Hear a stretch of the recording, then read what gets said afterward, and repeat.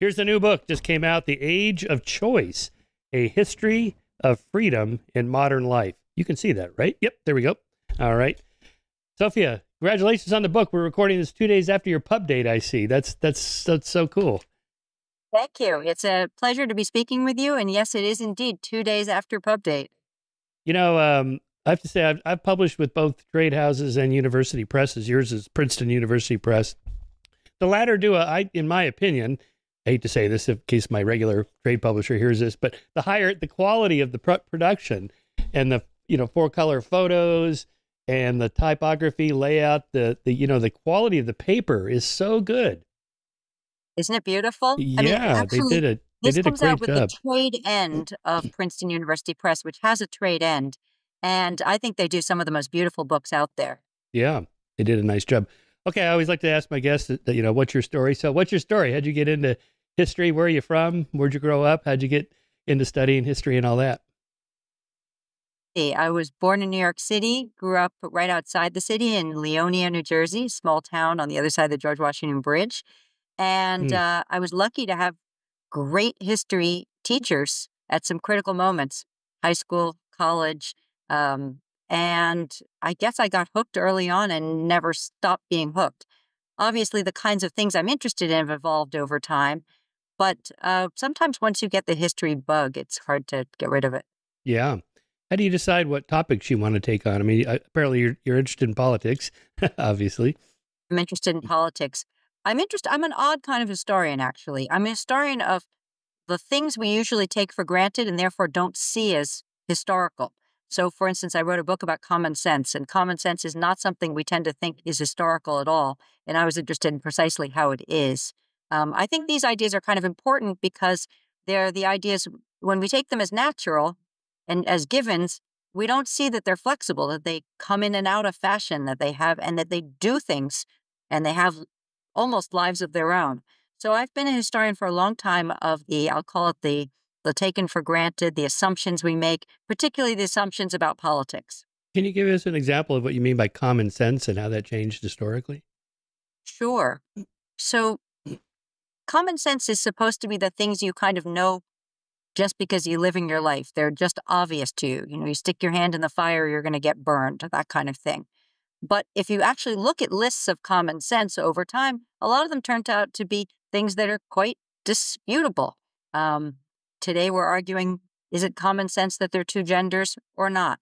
Once upon a time, people argued, is it common sense that obviously God made everything that lies around us? Most things turn out to be historically flexible, and even the category itself of common sense is something of a modern invention. It's an invention of really the 17th and 18th centuries that said ordinary people have some basic knowledge that's worth taking seriously. And that really wasn't an idea before then either. So both the content and the category itself turn out to have a long history. Oh, that's so interesting. Yeah, because I'm interested in the history of the superstition and magical thinking. And so if you think yourselves back a few centuries, half a millennium or so to where everybody believed in, say, witches or spirits or ghosts or demons and just, things that go bump in the night. It was just kind of common knowledge. We all know that's why the crops died or the cow got sick or whatever. Absolutely. And I'm sure some of the things that we think now are absolutely kind of taken for granted categories will turn out upon historical recollection at some future moment. They'll say, how did those people in the early 21st century actually believe that? Oh, I know. I think about this all the time. This, kind of givens about our opinions on, I don't know, animal rights, say, Yeah, or consciousness or dark right. energy, the Big Bang, whatever, just even scientific theories. Mhm. We're pretty confident we have, theories about this or that, but so were the people 500 years ago before Newton, about why things fall the way that they do. And then like, oh, no, that's not common knowledge at all. I think history is really good for that. It makes everybody question which assumptions are really rock solid and which aren't. And history helps you see that things change over time, that we shouldn't pat ourselves on the back too quickly, that we know everything and people in the past knew nothing. Yeah, I just had a podcast guest who was kind of an animal rights activist. He's a moral philosopher that writes about harm reduction theory of our moral sentiments. That is our concern. But of course, that wasn't the concern centuries ago. No one cared less about other beings suffering, not even other humans. Just as long as it didn't happen to me. I mean, but people may look back on us and wonder either how did they eat that much meat? I don't know. Or they might go the other direction. Or how did they walk down the street and step over homeless people and not feel horrible qualms about not handing over their food to them? It's hard to say what will be condemned for having ignored or not treated as a moral failure in the future. Oh, totally. This guy, Kurt Gray, he's got stats on like the number of animals that are killed every year. I mean, it's billions and billions, actually even trillions if you count like insects. Some cultures eat insects. And wow, yeah, it's just staggering. And but they taste so good, right? So how That's can I great. give it up anyway? So all right, so the age of choice. Before we talk about choice, how do you decide as a historian what's the age? I mean, it's not like the Olympic starting with the lighting of the torch and it began today. You couldn't be more right about that. History rarely has a kind of moment you could say that's the moment the state failed or that's the moment something happened. So age is deliberately very broad. It doesn't even say century. Um, but I think that the period we're talking about, we see the roots of it going back to the 17th and 18th centuries, but it's really not till the late 19th into the 20th century that the idea that freedom really is a matter of having choices in all kinds of domains is really solidified. So I try to tell the long story. I start back with things like the origins of shopping and the after effects of the Reformation. I go pretty far back. But the whole time, what I'm really interested in is how did we get to this moment today, and really largely since the Second World War, where we became convinced that this is what being an autonomous human looks like, is to be a person who gets to pick off menus of options of different kinds. And so life wasn't always like that, is your point, that centuries ago people just had far fewer choices or they didn't even think like I should have more choices. They just didn't even occur to them. Both. I think people generally had far fewer choices about whom to marry, what to buy, what to eat for dinner, political candidates, entertainments, ideas, the kind of, nobody lived in a world where, like we do, where you want to buy, I don't know, um, a, a new refrigerator and you can go on Amazon and look at hundreds of different models. That's something pretty new. If Amazon sells refrigerators, I'm not even sure. Oh, they But sell everything. You sure, can get they pretty much probably sell anything. everything. Yeah. Yeah. But that said, it's not just that the number of choices or the opportunities for choice kept growing. It's also the valorization of choice shifted. Once there was the notion, going back into the early modern period in Europe, for instance, that choice was largely about doing the right thing or the wrong thing. That kind of choice mattered, but the rest of choices one made were not particularly valued. By the time you get to the Universal Declaration of Human Rights in the 20th century, what human rights are often defined as the right to choose things, the right to choose your employment, the right to choose where you live, the right to choose your education, the right to choose a spouse. And this gives an incredible value to choice as really what it means to be a person with rights in the world.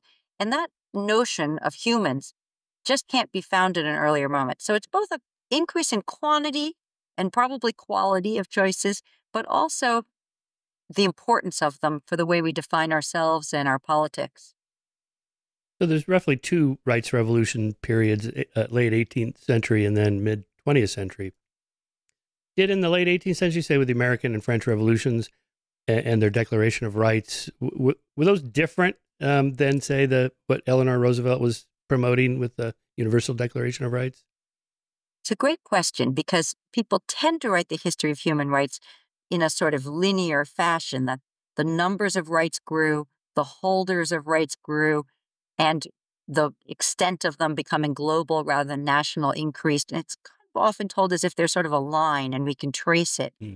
I think something really fundamental shifts in conceptions of human rights. Because if you look back at bills of rights, including the Declaration of the Rights of Man in France at the time of the French Revolution, No one's talking about choice. It's not a word that gets used. Hmm. And there's a discussion certainly of political choice in the sense of voting.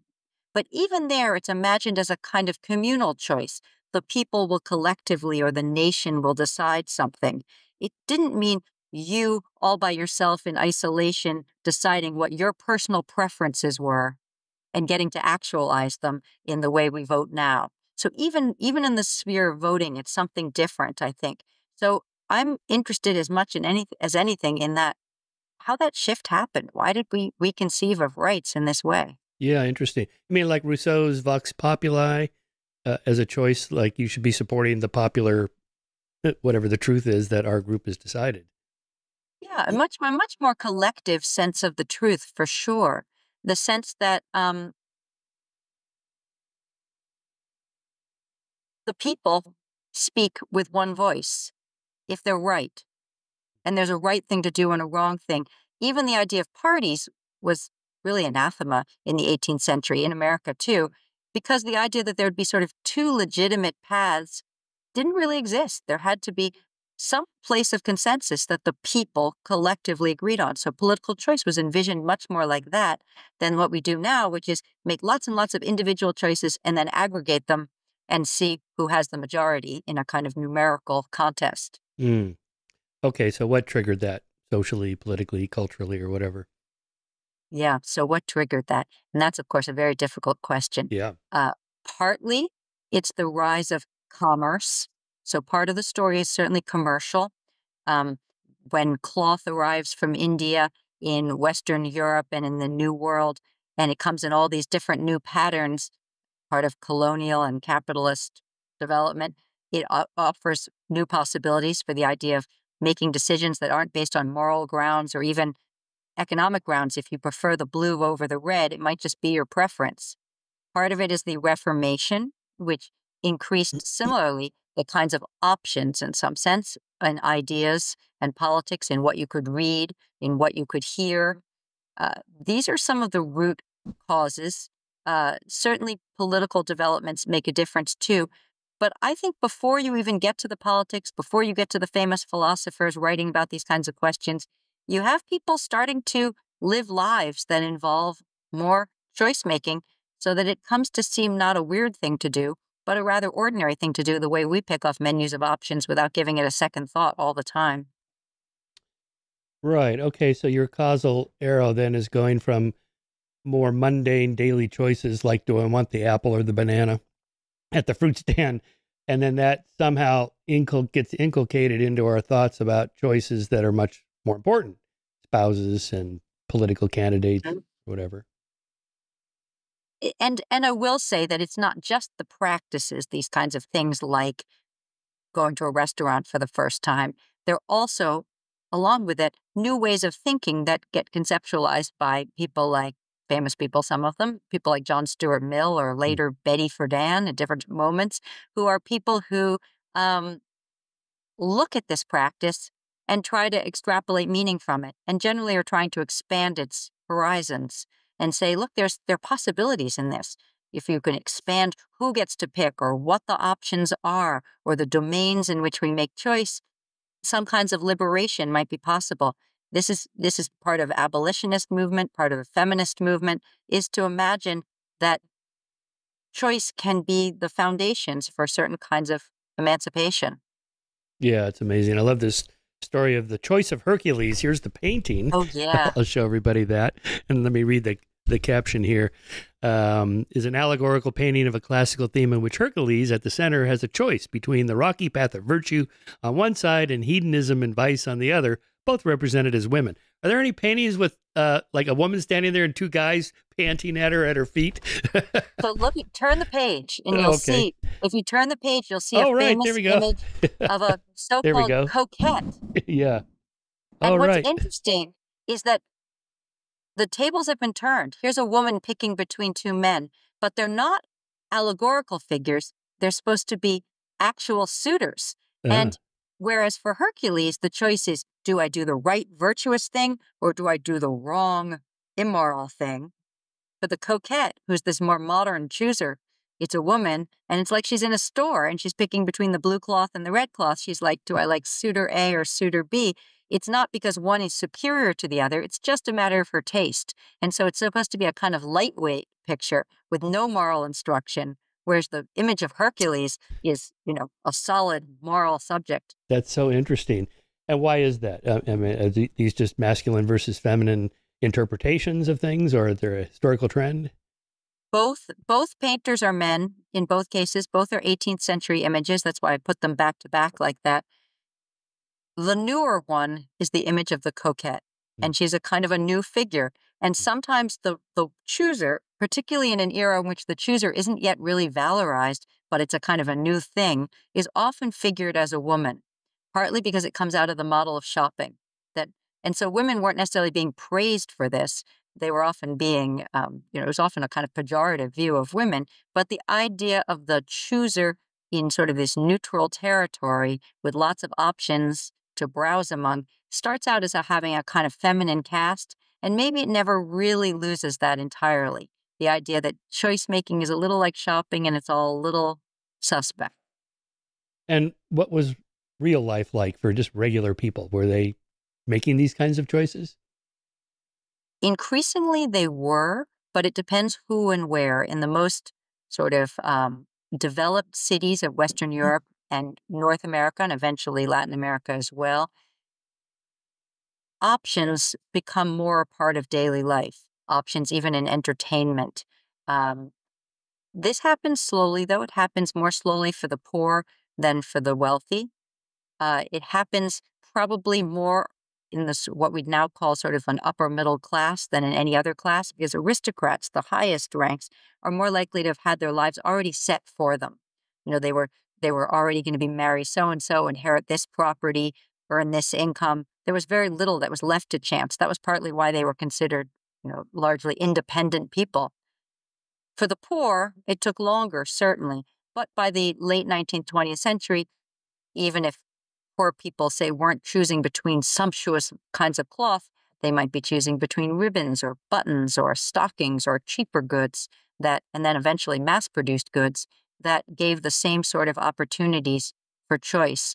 The same goes for things like picking a spouse.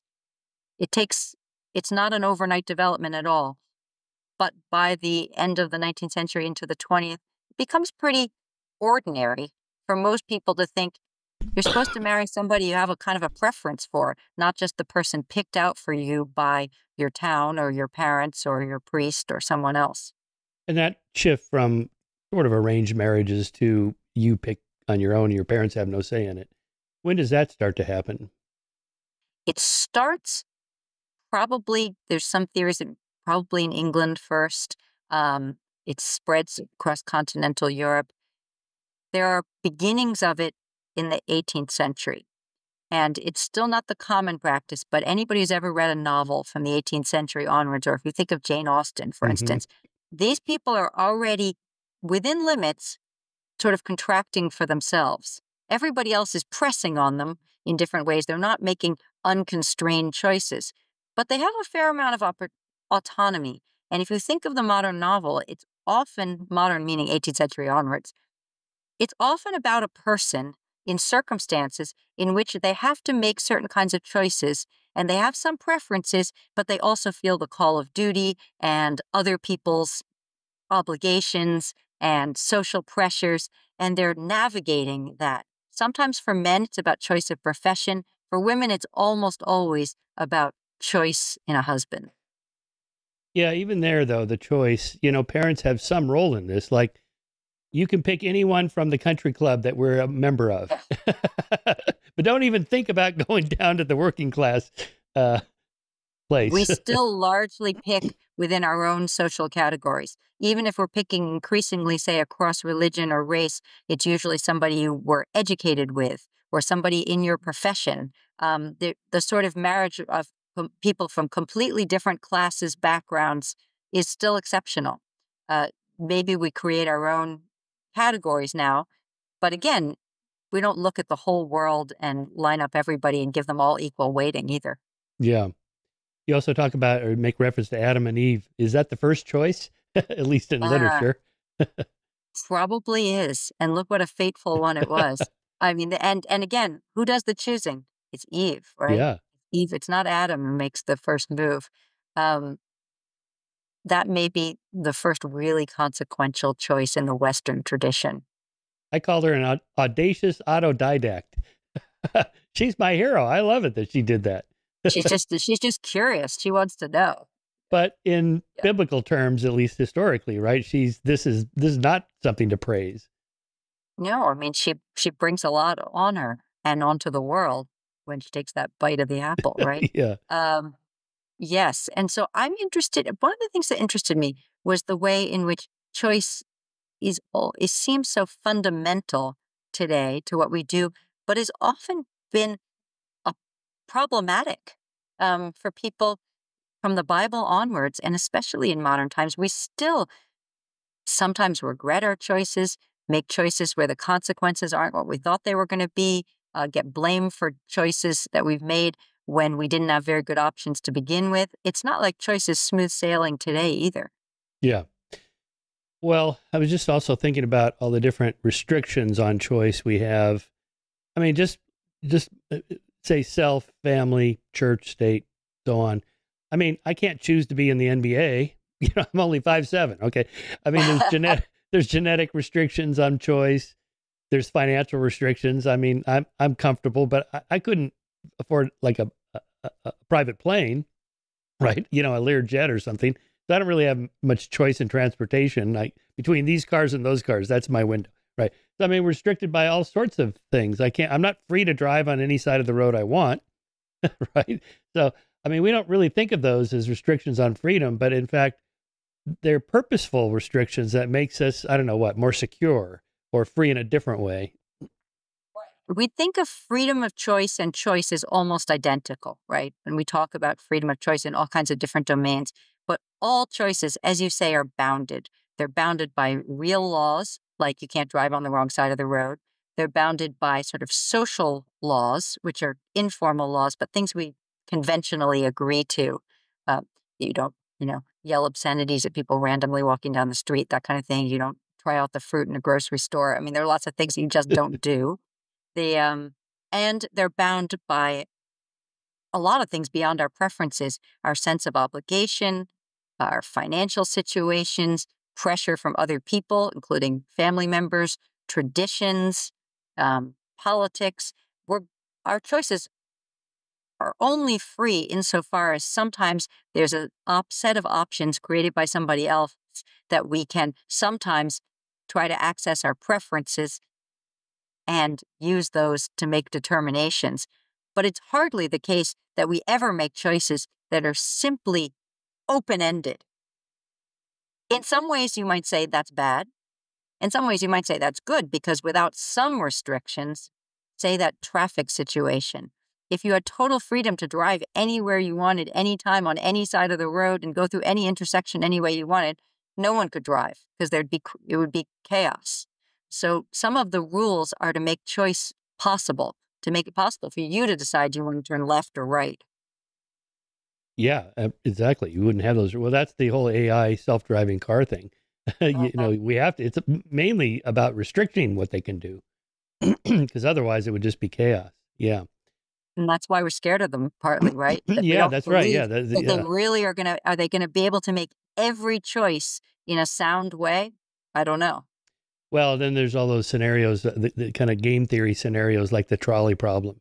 Do you run over the guy in the sidewalk, or do you swerve the car and you hit the five kids on the over it there? Right, the choice you hope you never have to make, exactly. Yeah. How about extra braking systems, backup braking systems to avoid that? That always bothered me about the But trolley problem is that you're not allowed to yell, "Get up, there's a trolley coming." Like, how about some other right, alternatives?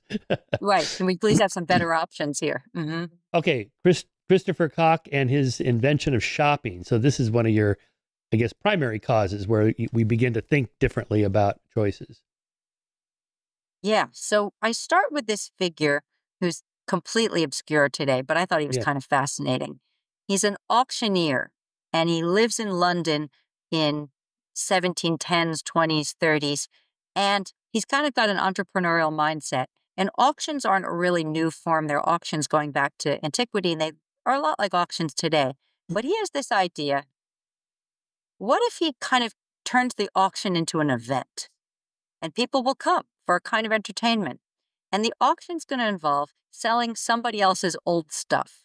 It might be their books, it might be their paintings, but it might be their household stuff, all their furniture, their dishes. But he's going to set up days where you come look. And then he's going to let you browse, which is a new phenomenon. It strikes us as odd, but markets didn't let you browse like this. But you could come and look at all the stuff. Then you go home again, and there's a little catalog that describes all the material. And then you'd come back and sort of compete to get what you wanted in this opportunity. And he often advertised these as both an opportunity for choice in fine china, for instance, and he insisted that his own goods were what he called choice goods, meaning already pre-selected for being fabulous. And his auctions took off, and that we know about them because the catalogs still exist in libraries and archives, and you can go through them and see what he sold under what terms, and sometimes people have even notated things on the side. But I decided that he was an interesting figure. He was kind of famous in his day, obscure now, but he knew how to harness this idea that sounds very modern of choice to sell stuff, to say, I have great variety and you can come in and get what you want. Women and men both flocked to his auctions. He was painted at the time.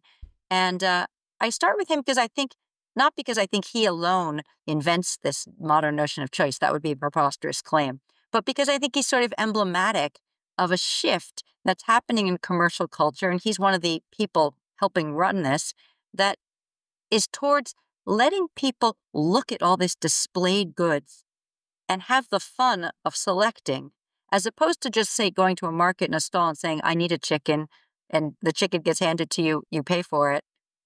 But that's not really the same thing as what we call shopping. Right. And of course, psychologically, this gets you to perhaps buy other things you didn't know you needed. So Uh-huh. this is like an That's right. anticipation of the algorithms on Netflix and YouTube and Amazon and stuff. If you like this, and Right. I do like that because I get a lot of books. So I'll buy a book and then a whole bunch of other books that are related to that pop up. I go, yeah, I do want to read that book. Right. Absolutely. He organized the materials, he displayed them, he described everything as rare, unique, distinctive, Hmm. unusual. I mean, he was really a marketer. And I'm sort of fascinated by the idea that he almost invented the field of marketing using many of the terms. It sounds a little out of date, but not entirely. He sounds a little like every billboard you see driving around town when you see, like, choice banking and, Hmm. make the smart choice, make the right choice, come investigate our options. Sounds like, Yeah. Christopher Call, Well, like the the airlines, auctioneer. at the airlines when you land, we know you had a choice in carriers, and thank you for choosing ours. Right. When did he live again and where? So in the early 18th century in London, he's active in the sort of 1710s onwards, first half of the century. The word shopping doesn't exist yet, and there aren't that many stores yet, sort of fixed location places that display goods, as opposed to markets or people will come to your house and sell you something. Shops really grow later in the century, but auctions, I think, invent some of the marketing techniques a little in advance of shops themselves. Can you give us an idea more broadly of what life was like in 1700s, say London or New York? Um, like how many choices did they have in careers, jobs, or food items, or clothing items, or any just kind of daily stuff? Well, of course, it depends a lot. Were you male or female? Were you white or black? Were you Mm, wealthy or mm, poor? Certainly, the wealthy had a certain degree of choice in goods that other people didn't have. They could collect paintings, for instance, if they were very wealthy, but they wouldn't go into a gallery to look at them. They would have sort of special viewings for themselves. What interests me is the sort of mainstreaming of choice that starts to happen incrementally. I think in the 18th century, you can start to see shopping streets, for instance, emerge in London, then in Amsterdam, in Paris. Eventually, they come to the New World. I live in Philadelphia, and Philadelphia had some of the finest shops of the 18th century, though it was still a tiny town. 30,000 people lived in Philadelphia before the American Revolution. That's pretty small. Mm. But there were shops, and they started to have, even for people who couldn't afford what was inside, increasingly they had glass fronts. I think that's kind of important because you walk down the street and the goods were displayed in the window in an era before electricity, but you could see what was available, and they sometimes each be in a separate pane. And it offered up a kind of set of possibilities that I would call almost a menu. And you start to see other places where those kinds of possibilities emerge. By the 19th century, for instance, you can go to public dances in big cities. You could do that as far afield as places like Santiago and Chile and Mm. into parts of Germany. And you could choose somebody to dance with. Now, there were 1,000 rules. You couldn't just walk up to a stranger. You couldn't, it wasn't like it was just unconstrained choice again. But still, the possibility of asking someone to dance in a setting that wasn't a private ballroom, that wasn't just for the extreme elites, became a new phenomenon. So I look for all these little moments when ordinary people kind of start to do things that we do all the time. Every time you order a sandwich, you're picking something off a menu of options. But this was new to people in earlier moments. And I And, kind of look for those places. yeah, right. So interesting there. It just comes to mind Charles Darwin. This is 1820s when he got out of college. Basically, his choice was, do you want to be a physician or a theologian? Because that's it. That's what upper class landed gentlemen do, right? And he goes, well, I want to be a naturalist. It's like, what's that? You can't do that. And the other thing is, of course, in their studies, they didn't have choice the way we do today. So if you go to college, most places, whether it's community college or some research university, you look at a course catalog. Yeah. Sometimes it's called shopping period. And you pick out the courses that interest you because that's the direction you probably want to go professionally. And that too is a you start to have things called electives. Note the term Mm. election, electives, Oh, interesting. options. By the late 19th century, Harvard's president at the time is famous for deciding that there should be elective courses. It was a very radical idea. Uh, but now that's a commonplace of education after about high school, and even by the end of high school, that you have some selection in what you do. So that goes with the idea that you will be also picking a career. Now, all that sounds wonderful, except that it can be a burden too, to have to decide what do you want to make of your life and how and where are you going to do this. We also put an awful lot of pressure on the individual to make good decisions at every stage that will lead to more good decisions so that they can craft their own Mm. future. And we say about people, they made bad choices when things don't work out well. So if you went to Harvard in the 1800s, once you chose which profession you wanted to go into, medicine or law or whatever, then the course outline with curriculum was fixed. You just, everybody Absolutely. takes these set of courses. That's it. And everybody read certain books. I mean, there were kind of classic books. Everybody read Cicero in the 18th century. Mm. In the 19th century, education was more specialized, but still there's a set curriculum. This idea of picking what appeals to you is quite modern. Yes, amazing. Yeah, the founding fathers, they all read basically the same ancient Greek and Roman Yeah, philosophers and classic writers and all that. they did. Yeah, interesting. Okay. I also like your discussion of religion. I mean, we think of, in America, there's like 10,000 different churches you could choose from, a menu. But before the Protestant Reformation, it's just pretty much everyone in Europe was Catholic. That was it. Right. There were some Jews, but they'd been exiled to very specific parts of Europe. And if you were you kept quiet otherwise if you had heterodox Mm. beliefs. This part of the story, I think, the New World, which is to say what were the North American colonies, is one of the origin points more than something that came from Europe. Already in Europe, there was, of course, by the 17th, 18th century, both Protestant strands of Christianity and Roman Catholic ones coexisted, um, often uncomfortably, but across different parts of some of Germany was one, some was the other. But the idea that all of multiple religions could coexist and people might have options again, not just in what they believed, but even as specific as which church to join, was a pretty late development. And Philadelphia, again, speaking of, again, it's a city that's both important and my current hometown, uh, was a place where travelers in the 18th century record going to churches the way today you might have a guidebook and say, oh, I want to see that museum. I want to visit this tourist destination. The fact you could hear preachers from all kinds of different denominations was a kind of appealing activity.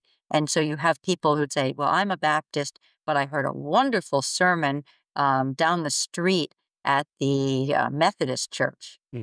Or this preacher came to a field near where I live, and it was really marvelous, and he was something else.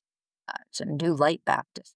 And I'm not suggesting that people picked ribbons in the same way they picked religions. I mean, people made different kinds of value judgments about what they were doing. But the idea, nevertheless, there's a certain kind of parallelism in the idea that you got to define yourself to a certain degree by making this series of choices. And some of that was about religion. As today, most people followed the faith that their parents had. Yeah. That said, there were church options within that faith. Many people switched to kinds of evangelical Christianity in this period and left behind kind of more settled European traditions. So I see something interesting and similar happening increasingly by the early 19th century, but as early as the 18th century. And I think you made reference to the Baptists and Anabaptists, right? And I guess that depends. I think it's the Anabaptists, you should be baptized as an adult, and the other one was as an infant. Did they really think, I mean, did they take that literally? Like one of them is right and the other one is wrong? Or is it just more of a subjective preference? So what made, I mean, the reason that Anabaptists get called that has to do with, this happens just after the Reformation. So this is before we're talking about Philadelphia as a city in the 18th century. The idea that's prominent in a lot of strains of Protestantism, as it comes to be known after the Reformation, is the idea that freedom of conscience matters, that one shouldn't just believe things because they're told, that the conscience itself has to accept certain ideas. Now, there were right ideas and wrong ideas. Nevertheless, the idea that you choose your religion consciously becomes an important part of mainstream Protestant thought. And baptism is interesting because baptism is usually the precursor to this other phase. But the Anabaptists believe that you shouldn't even be baptized till you've consciously chosen to be the religion in question. And it's really around that practice that the Anabaptists distinguish themselves. It makes them very heretical in the ideas of much of Christianity because they are unbaptized people for all their childhoods. But it does help, I think, encourage this idea that being a full-fledged person is partly about getting to define what you think, what you like, what you believe, who you want to be in ways that are very particular to what comes to be kind of Western liberal capitalist tradition. So something like the resurrection of Jesus as atonement for my original sin. Maybe it used to be, you said, well, I'm a Catholic or whatever, and that's what we believe. And if you're Jewish, you go, well, I'm Jewish and we don't think Jesus was the Messiah. So that's just the way it is. To a transition to, no, actually, I've thought this through. I've read the arguments and this is what I think is correct about the universe or nature, whatever, reality. I mean, it's more than that. It's really the suggestion it isn't essential to me that you believe the same thing as me, right? So in other words, to be able to say, my neighbor is a Baptist, I'm not, I'm Jewish or I'm Catholic or something else, is to suggest that their ideas are their business, a kind of privatization of the sphere of ideas. The same way, if I don't care how you decorated your house, it's kind of your business. I think that is the end effect. You can't really have the privatization of religion, or the separation of church and state even, until there's some sense that other people's beliefs don't impinge on me. Your Right. salvation doesn't depend on mine. Right. So before that, though, there was that more collective social good or our tribe or whatever unity of the polity. And we all have to believe the same thing. For purposes of salvation, I mean, it wasn't a small matter. Yeah. They endangered heretics and people with heterodox views. Jews sometimes endangered other people. They believed the wrong things. You have to actually be able to separate yourself from the other in this very particular way, where belief is a personal matter, and that's at the origins partly of this idea of choice, that you don't pick the right or the wrong way as much as you pick what works for you, and each of us is free to make that determination. Even in politics, again, less about that we all collectively agreed on something than that we each got to pick what we liked, and then the lucky prevail numerically over the unlucky. Hmm. So the First Amendment's protection of individual rights of religion, of the media and press, of protesting and so on, these are all, never thought of it this way. It's a way of saying the government's not going to make these decisions for you. You do it. Exactly. And that's why some people are surprised that they're together. Why religion, the press, the right to associate, and speech that don't they to us that's a little bit of a weird grouping. Yeah. But I don't think it was weird at all for the people who wrote the Constitution, who saw these as about the kind of autonomy of the self, that people must be free in public life, in their private life, to be free of government interference in what they believed, what they professed, what they read, and how they worshiped, and who they associated with. Do you think they were consciously aware of the way you're configuring it here as we're expanding choice? Or is it motivated by something else? I don't think they would have thought in terms of choice, and that's why it's not the word that gets used Yeah. very much in this period. You see it in places like my auctioneer, but you don't see it in as much in politics.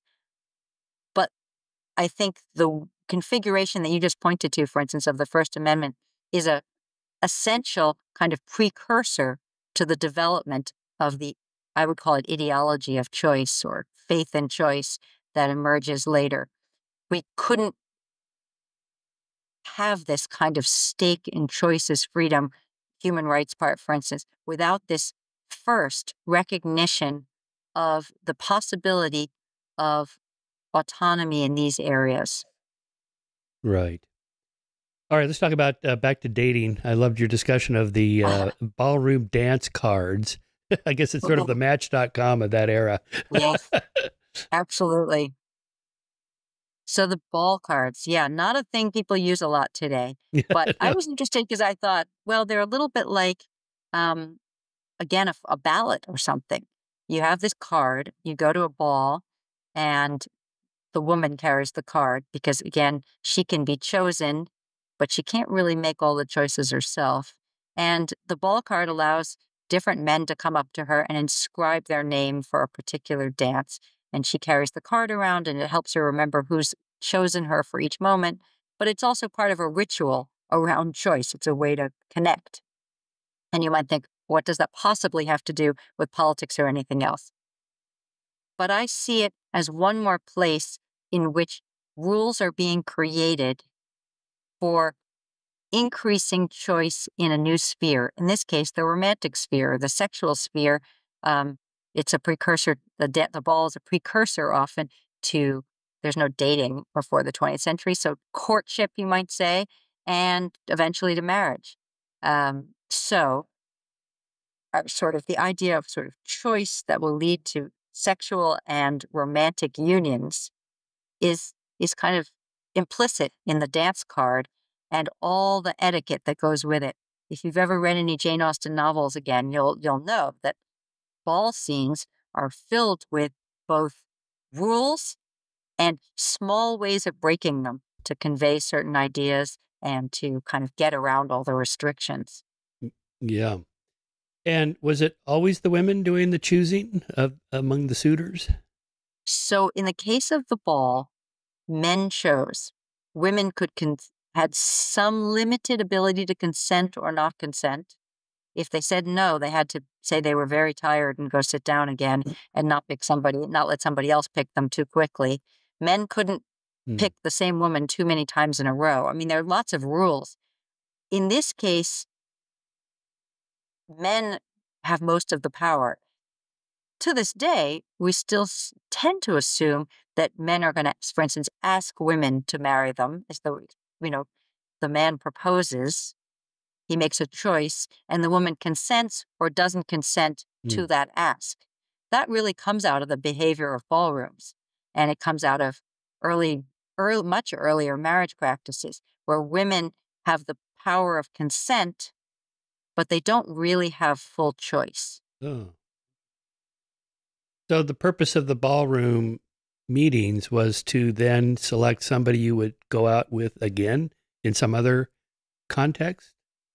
Generally, no. But it was a chance for two people to be the equivalent of alone, Hmm. and to have some physical contact with each other, which was otherwise pretty much impossible to imagine.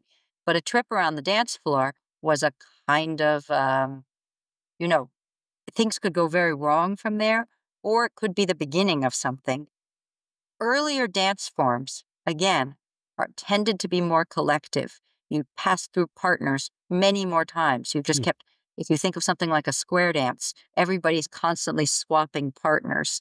And it's much more like a collective activity. It's not something you do with a partner. But with something like waltzing, which becomes fashionable in the 19th century, waltzing involves two people in a pretty intimate embrace, taking a kind of private trip around the dance floor together. And then it ends and there's more decorum. This is not an era in which you'd say, "Hey, do you want to go on a date on Saturday night? That was fun." This would be something much more formalized than that, but it still introduces a new possibility there. This kind of selecting a person to be alone with for a small amount of time. Hmm. Right. It just reminded me of speed dating, which is a fairly Yeah. recent thing. But, Hmm. just 5 minutes with a dozen different people. And then at the end of the night, you go, yeah, I like that one. And the idea being that we have a fairly good intuition about who we want to get to know better or not within the first 5 minutes. You don't have to spend 6 hours on a date and hundreds of That's right. dollars. You pretty much know. I mean, of course, it looks like today we have the ultimate sort of marketplace and things like Tinder for dating as for everything else. Almost everything you can find some online way to turn it into something that looks like a shopping mall. Shop for men the same way women, the same way you can shop for sneakers. That said, around the time of the French Revolution, when the first laws saying fathers didn't have to give permission for couples to marry, the Mm. sort of growth of independent choice, there was a lot of discussion of, well, how are these people going to find each other? Who's going to find the right person? And you can find ads in the newspaper where people say, looking for a wife must know how to do the following things. Or, it's sort of, I mean, it does, we can laugh, but the logic is not that different No, than the logic of online dating or of course. speed dating, which is to say, how do you find the compatible person in this big marketplace where people don't all know each other? You need some mechanisms. It could be a newspaper, it could be a dance hall, it could be an online site, but they're working to the same purpose. Right. So it's the size of the database from which you have to choose with modern dating sites. There's millions of people you could choose from. But in a small community somewhere like, I don't know, 18th century Philadelphia, the options are going to be pretty limited. Right. Yeah. No, I mean, if you think of village life traditionally, you know all the options. So the idea of people arranging who should pair off with whom, mainly for economic reasons, is an entirely sound one. Hmm. if you go to a city, even if you're, say, a servant who has very few resources but shows up in Paris in the 18th or 19th century, you might know a few people from your village, but there are hundreds of people out there that don't know you and you don't know them. How are you ever going to figure out who's who? What will be the places? And if you're without a lot of, schools sometimes work that function now, jobs, but those aren't necessarily possibilities, for many people. And so the question of how to meet somebody is an important one, especially if you think that economic stability depends upon forming a unit and having children, creating a household. Right. And then in this trend, let's make a distinction between finding romantic partners or marriage partners and just sexual partners. I mean, Yeah. today it's like, friends with benefits. Yeah, okay. That's an option. But that's fairly new, right? Well, there's always been prostitution, Oh, yeah. and some certain kinds of dance halls definitely were set up for, making a choice for the evening, not a choice forever. They weren't respectable, but uh, prostitution certainly always worked on the theory that for men, almost exclusively, there was choice in this realm. And 19th century novels often have, including ones in cities, if you read Balzac or something, they're filled with sometimes just sort of street prostitutes and sometimes celebrated actresses who have affairs with lots of people. It didn't preclude marriage, too, but it was sort of choice on the side once you'd made the choice to give up other choices. For women, it meant largely giving up other choices once you got married. For men, maybe formally, but informally. There's a reason that many of the great paintings and operas and things of the 19th century are about um, fallen women, we might say. Hmm. Fallen women.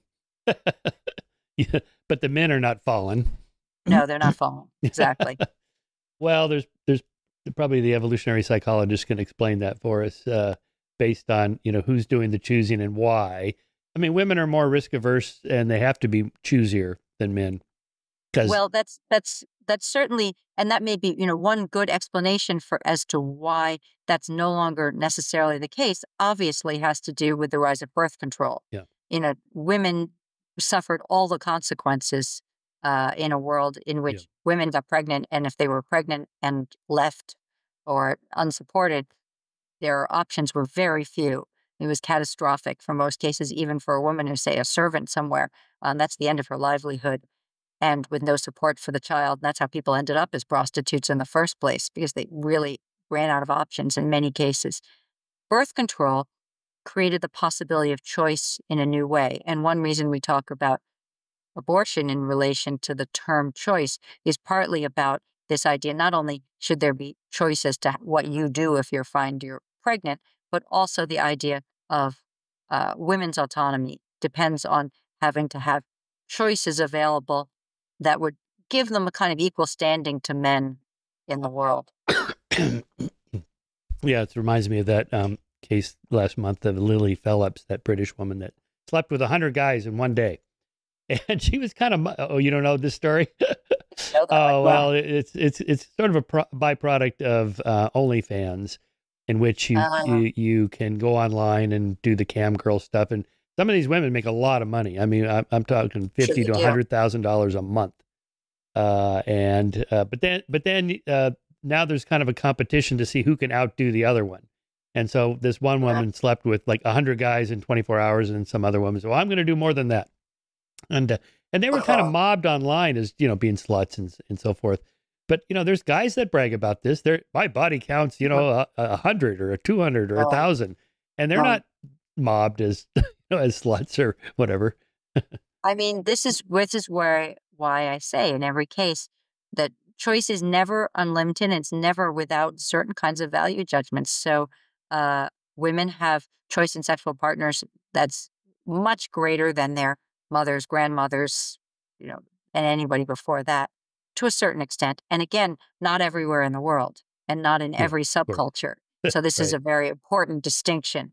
But in certain parts of the world in certain you know, groups of people. That said, women's choices are always more suspect. Mm. And that's partly what I'm interested in too, how we've sort of valorized choice, enabled choice, but are always a little squeamish about women's choices, that they're excessive, that they're just acting on whim and not on anything serious, that they don't know their own minds, that they are either too lascivious or not lascivious enough. I mean, there are lots of possibilities there.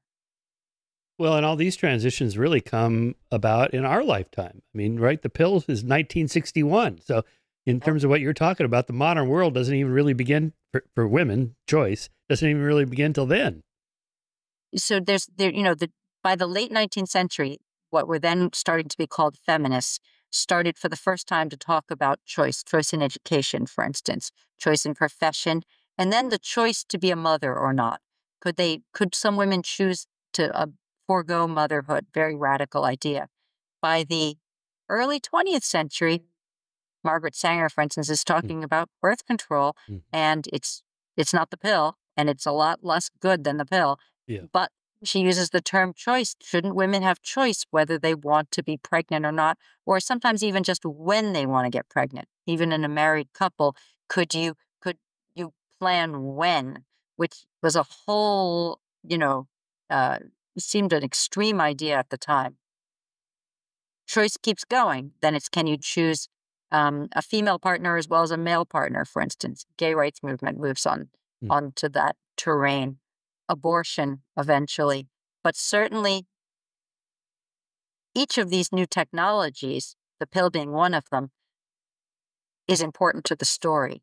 And I don't think you would get the rhetoric of choice around abortion, which really starts in the 1970s, without first the women's liberation movement of the 1960s, of which the pill was a central piece. So the whole feminist movement and female liberation is really choice. You're back to that word, A lot of it is bodily in the autonomy. mainstream yeah. I mean, it's not the only version of feminism that ever emerged. Versions of feminism, for instance, emerged in Soviet Russia that looked different. Mm. But in the sort of liberal capitalist tradition, feminism is both a product of our faith and choice and capitalizes on it in various ways. But it's hard to imagine mainstream feminism without the idea that women require the same kind of choices as men. This was the argument of John Stuart Mill and Mm. Harriet Taylor, his partner, as early as the mid 19th century. It was radical and shocking at the time. But all they really said was if choice is going to be so important, shouldn't women have some too?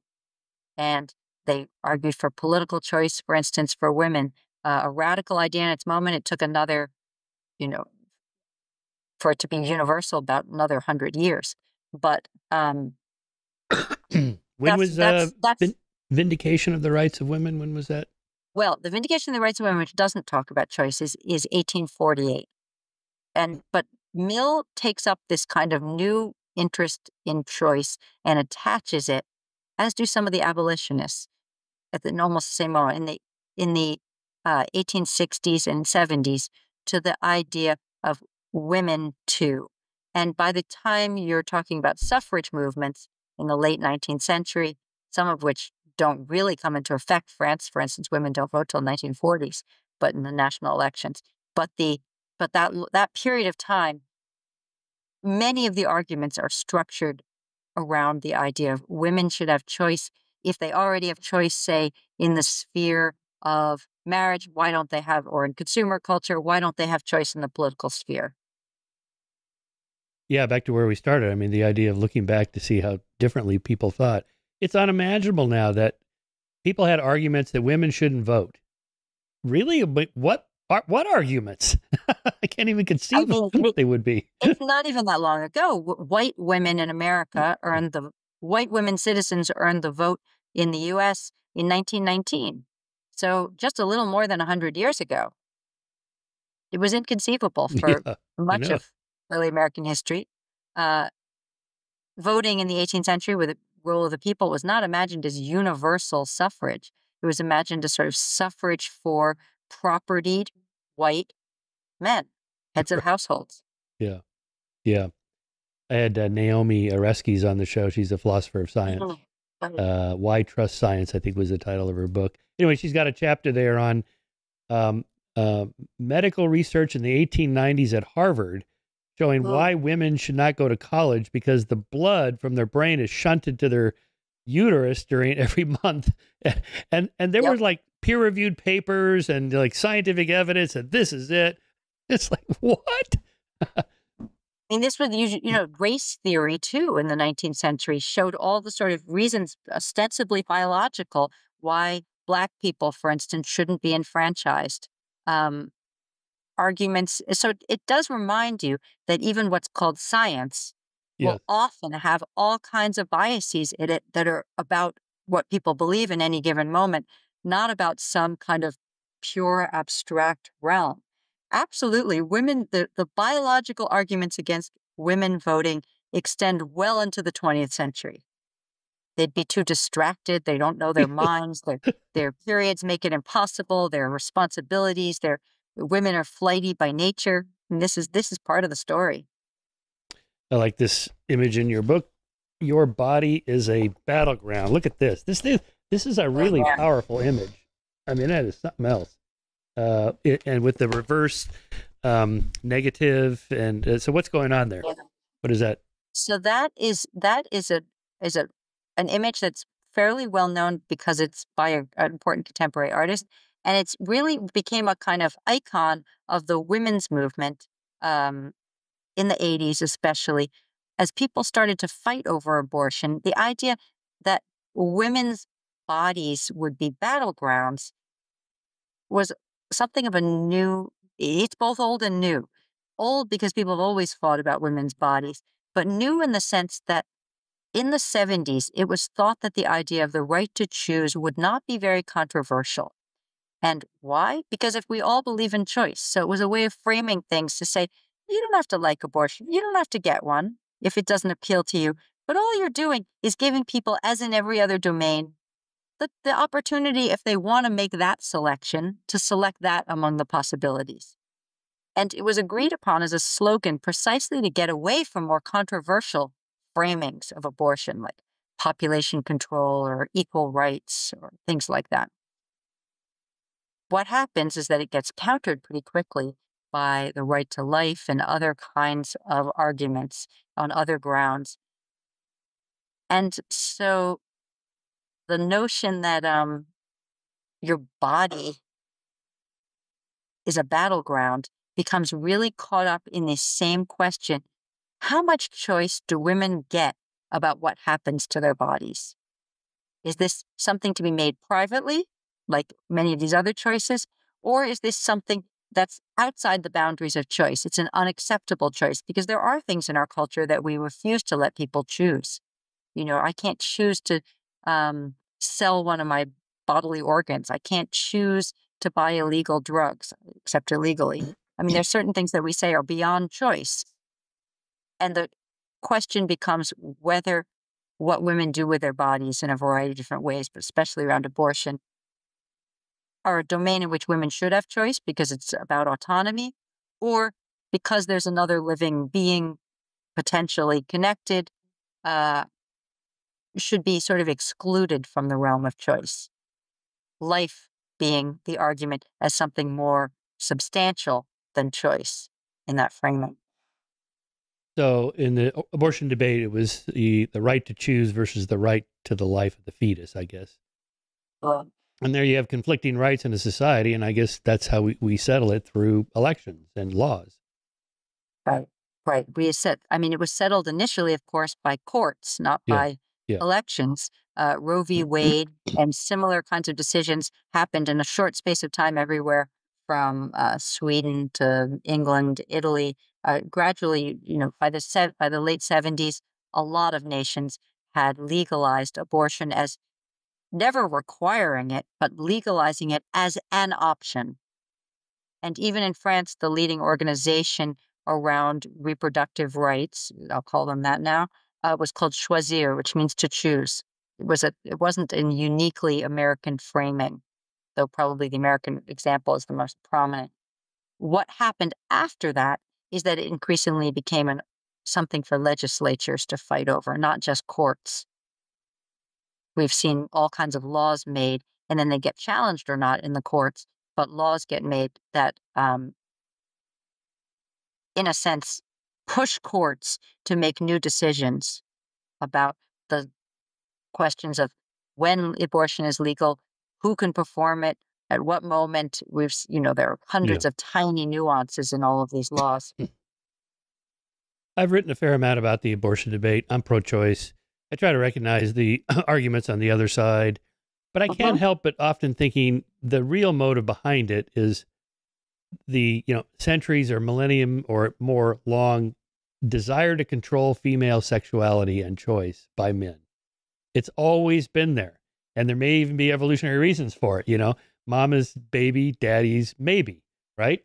Paternity uncertainty. I got to Mhm. make sure that I'm, raising my own genes, right? So men has this tendency to want to control female choice in that area.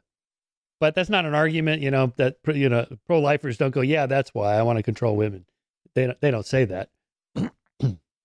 I think that's correct. I think that the arguments on the pro-life side are interesting in their framing as politics, but that doesn't necessarily explain their initial motives. And I would have to agree with you that there is a very, very, very long tradition in almost every culture of controlling women's sexuality, making sure we talked about the question of, for instance, why men can legitimately have mistresses and see prostitutes in 18th, 19th century Western Europe, and women, it's not possible. Same reasons, basically. So there may be evolutionary reasons for that. I'm not disputing that possibility, but we code them differently in every different culture. And we talk about them differently, and the politics that follow are different. So, on top of our kind of natural biology, I think rests a lot of kind of history and culture. Uh, and I would have to agree, at the end of the day, the debate about abortion is, yes, we talk about the life of the fetus, but I think women's sexuality is at the core of what we're really talking about. Concern for newborns, for instance, is not that great. Their Mhm. well-being among the pro-life side, there hasn't been especially outside of sort of Catholic ethics, which has its own particular arguments. But in the US, especially, there rarely are arguments against abortion coupled with arguments about the necessity of helping mothers or doing something for babies, which suggests to me that it's much more about controlling women's sexuality. You ever seen George Carlin's riff on that? Where he says that George Carlin's pro-lifers funny are on everything. pro-life all the way up till the birth of the child. After that, There you you're on go. your own. That's there you go. That's sort of choice ideology right there. And It's a also George hilarious Carlin's riff. funny on everything. And it's funny Yeah. because it's true. Yeah. It's basically true, right. So in that case, it is hard to not see the arguments as disingenuous. There could be a serious argument, uh, the sanctity of life argument, taken in certain directions, could be a profound one, but as you say, it's rarely framed in those terms. I do think that it's worth asking sometimes, which things do we not want to give people choice about? It's not like choice is always empowering. I think, for instance, it's a good thing that you can't sell a baby. Yeah. Most of us would probably agree, right? So that we want there to be some moral strictures around what we can do with other humans. But in this case, right, until there's some concern with the baby in a longer term framework, why are we worried about this small collection of cells Hmm. before the viability of life even? Yeah. Another debate I've been having that's been out there in culture, so I've had several podcast guests talking about this, is female sexuality, the sexual revolution, all that. So I had Louise Perry on the show. Her book was The Case Against the Sexual Revolution, basically saying that, the idea we were sold in the feminist revolution that women can have all the sex they want just like men, carefree and so forth, is not good for women, right? And then I had an ex-prostitute, Rachel Moran, who wrote a book, Paid For, about her life in prostitution, how horrible it was, really, really bad. basically, she says even if it's regulated and women have unions and it's all controlled and they make good money and so on and so on, still bad for women, right? Then I have other guests that are going, oh, come on. I had Ayala on the show, Aella. She was at one point the highest earner on OnlyFans, again, making like $50,000 to $100,000 a month, right? So she says, you mind your own business. This is my choice, and I'll live with the consequences if there are any, but so far, so good. And if you don't want to have sex like a man, then don't, right? So So, some people call that choice feminism, actually. The oh, idea that any choice a woman makes is legitimate because a woman made it. Um, and other people see what you're describing, the latter case, as kind of choice, but in a cultural context that's rife with misogyny, hmm, and therefore not, in a sense, really a free choice. So there are feminists who are very pro sex worker, and there are feminists who see sex workers as evidence of the failures of feminism. There's a really wide range of opinion there, but this is the debate is sometimes framed around something really specifically called choice feminism, hmm. and it's popular, especially with younger generation, that says, the feminism is just having the choices. Any choice I make is fine, even if I choose the most traditional thing or the most outrageous thing, because I'm making it and I'm female. But that doesn't always sit well with other kinds of feminists who see certain choices as leading towards essentially ways of reaffirming sexism in the world. Yeah, I guess this would be back to what's the collective good. I mean, we outlaw Yeah. prostitution. Why? It's none of my business what consenting adults do. And if they want to make it, exchangeable for money, I don't care. Well, but it brings down the neighborhood, or it erodes social trust and solidarity, and I don't know what. They have these arguments. I mean, right. I guess there are two ways of looking at it. One, you could say it's absurd because what difference does it make to me if you can have, why can't you pay somebody for sex if you can have sex with anyone you want anytime? So why not pay them if you want to? On the other hand, you might say that the payment creates a structures of exploitation. Yeah. That same way, if you said, well, why can't I hire somebody for $2 an hour at my store if they're willing to work for $2 an hour? Mm. Why can't I pay them $2 an hour? Or why can't they work in dangerous conditions if they're willing, they're consenting to it? But we also look to the law. We look to the law also to protect people from certain kinds of exploitation. And the question is whether sex work is always a form of exploitation or not. Um, the same way paying somebody $2 an hour to work, I think we're pretty sure is. Yeah. Well, the pro-sex workers would say that you just need tighter controls and more protections Right. of the women. I just had on a woman named Brooke Urich, Urich. Her book is called "Wink, Wink, Nod, Nod: My Life as a Sugar Baby," which I knew nothing Well, about. This, like, wow, this is incredible. So she's against it. She's now an activist against these sugar daddy sites.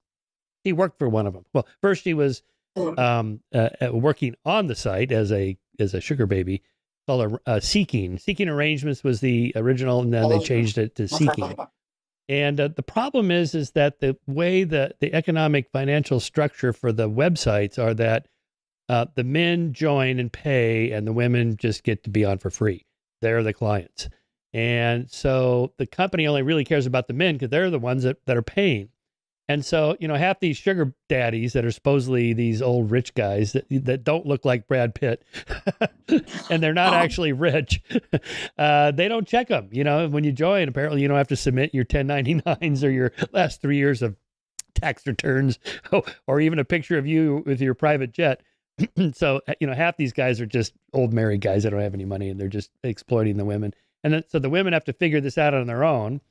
And because, of course, it's all illegal, so they have to set it up as a gifting site. Like, I'm going to gift you this, whatever it is you want. And the women actually like register at different stores, like you're engaged to be married. Like, I'm registered at Saks Fifth Avenue, and these are the items I would like. And then the guy buys them, one of the items, and they go to the hotel and do their thing. right? So it's crazy. But her concern is that it's mostly young women, and actually sometimes underage, because they don't check the any birth certificate of anybody, right? And they target college age women, saying you can pay for your expensive tuition by joining this site, and these guys will pay your tuition, right? And this rarely actually happens. So it's exploitation that's the concern. I think that's true in general of an extreme choice environment. Um, Whereas choice is basically a form of liberation. I don't dispute that. An excessive investment in choice, and choice is the kind of highest value that just anybody should be able to do anything, which is a kind of libertarianism. Yeah, It doesn't end up treating all humans with dignity, right? That whether that's about, you know, sex or about what you do with your body, I can't sell my liver to somebody. Well, that's right, probably good, right? right. These are, I can't sell myself into slavery. There's a lot of things I can't. And I think we want there to be domains in which choice is not permissible, despite kind of libertarian emphases, precisely because we live in a collective world and we have to have some concern with other people. Everything can't be for sale. So even so, in one of the executive orders of President Trump in the last 2 weeks or so was framed around choice, and it was framed around you'll have choice in car and choice in light bulbs and choice in appliances going forward. So you're like, okay, well, who's opposed to choice in appliances? But then it turns out that that means appliances that are not that are bad for the environment, Mm, that don't meet certain standards. mm. And then that hurts the air we all breathe and the climate that we're all living in. So somebody's choices end up hurting somebody else. I mean, it's indirect in that case, not as direct as the sexual exploitation one, but it's another one of those realms in which you can say choice is basically a good thing, but unlimited choice, I don't want to buy. I don't want people to be able to buy the most polluting and the most high energy use and most polluting appliances. That's Right. that's where we look for regulation to keep us from having those choices. Give us choices, but give us choices with a certain restrictions on what they can be. And so I noticed immediately this kind of freedom of choice language Mm. popping up here, but it it's less liberating than it sounds.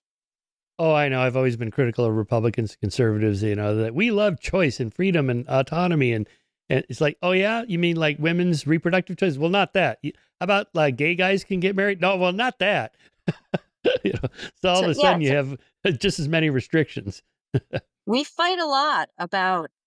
I mean, we have to. I mean, it's part of democratic politics is fighting about who gets choices and what those choices should be. And those conversations are important. But I think sometimes we risk having gotten to a point where rhetorically we're always convinced that more choice is better, or you wouldn't have everything from reproductive choice on the left to school choice on the right, because everybody says, yeah, choice, we want choice. Okay, fine. But let's think about what the after effects are of some of these kinds of choices. They're not always that good either for the person making the choice Yeah. or for the collective good. Yeah. I had Cass on the show talking about libertarian paternalism, which is There you such a go. crazy term because it's like, Mhm. wait a minute. But his point is that we're making decisions about restricting choices all the time anyway. So why Right. not do it in a rational way? And he's right to, I think, to that extent. There's no such thing as I said, as a kind of unbounded choice. Choices are always bounded. So we do have to have conversations about which ones are ethically acceptable, which ones do we publicly steer people towards making, and which ones not. I don't think he's entirely wrong. I mean, sometimes that kind of stuff is focused on very small bore things like do you put the candy or the apples next to the cash register? Right. I'm thinking more in sort of big social questions. Where does choice fit into them in the broadest sense? Yeah. It's less kind of technocratic, I maybe. like the example of the driver's license. I'm in California, so I had to put the little button on my driver's license that says I will donate my organs. I have to opt in to donate my organs if I'm killed. In Oregon, just up the road, it's It's opt out. You will be given your organs if you die, unless you tell us you don't want to. And they have much higher rates. And it's really interesting. That's the classic example for the libertarian paternalists. Yeah. Is absolutely that, with this kind of opt-in, opt-out possibility. And I think that stuff's very interesting because it is important for public policy. But they get right too, I think, even more broadly, that there's always something that they call choice architecture. You could come back to Christopher Cox's making choice architecture when he sets up his auction house, which is to say, again, we don't make choices just in a vacuum. They're always set out for us in various ways, and we're always being steered. And that isn't necessarily a bad thing, but we're not very aware of it. We don't always realize that our selections are, as your example was, I bought this book, so you'll like this one, so let me show you these ones again. That happens to a certain extent in almost every realm. We're always being given kind of orchestrated options. Yeah. There is something about the human body that makes the choices feel different. Thinking about Alan Fiske's model, the anthropologist Alan Fiske's model of different human relationships, like communal sharing, where it's understood that you will just share for like you and your husband. You're not going to charge him for sex or for food or whatever. But if you went to a restaurant and you said to the owner after you ate, "Well, I'll have you over to my house," he'd be like, "What?" No, this is not a communal sharing. This is a financial transaction, right? And there's something about sex, prostitution, and organ sales that makes people feel like that's in the wrong category. You're putting it in the economic category, and it's really more of something you just do at a choice, at a free choice without an exchange. Right. So that's the risk, and this is something about sometimes economists use these kinds of models when they use economic models for things that aren't necessarily economic decisions, like say a marriage, um, is the risk of imagining humans as always operating in markets. Mm. And many things we do are not really about markets. We do things that are altruistic. Um, we do things that are about care. We do things that are about anger, and even when they work against our interests. Humans are complicated, right? Mm. And we're not always acting in ways that are either rational or operating as if we were standing in a marketplace selecting among options. And if you think of humans constantly only as market actors, only as choosers, Yeah. you do end up in this kind of libertarian sphere where just selfish desires are the only thing that really matters. People's personal preferences. And I don't want to dispute that personal preferences are really important, but there have to be limits on when those are the absolutely most important things for us to get along as humans in a society. Yeah. Remember the that film Indecent Proposal, Demi Moore and Yeah. Robert Redford, right? Where he's, I'll pay you $1 million to have sex with your wife. And then trouble ensues.